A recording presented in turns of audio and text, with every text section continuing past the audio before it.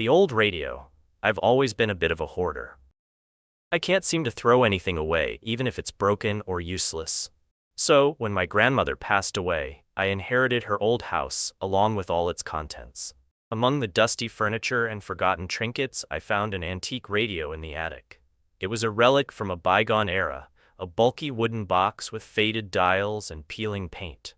I brought the radio downstairs and plugged it in, curious to see if it still worked. To my surprise, it flickered to life, a faint hum emanating from its speaker. I tuned it to a random station, expecting to hear static or classical music. Instead, I heard a voice, a man's voice, speaking in a low, gravelly tone. "Hello," I called out, startled. "Is anyone there?" The voice continued, unfazed by my interruption. "I know you're there," it said, its voice closer now, as if speaking directly into my ear. "I can see you."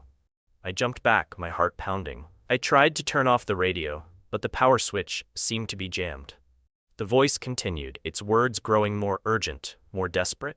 "Help me," it pleaded. "Get me out of here." I stared at the radio, my mind racing. Who was this man? Where was he? And how could he be speaking to me through this old, broken radio? I tried to unplug the radio, but it wouldn't budge. I tugged at the cord, but it was firmly stuck in the wall socket.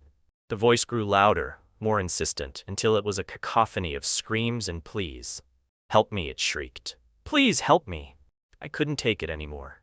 I grabbed a hammer from the toolbox and smashed the radio to pieces. The screams stopped abruptly, replaced by a deafening silence.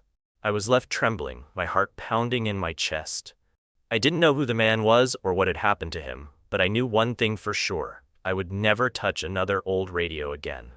Call to action. Have you ever experienced something similar? Have you ever heard voices coming from an old object? Share your story in the comments below. Let's figure out what's going on.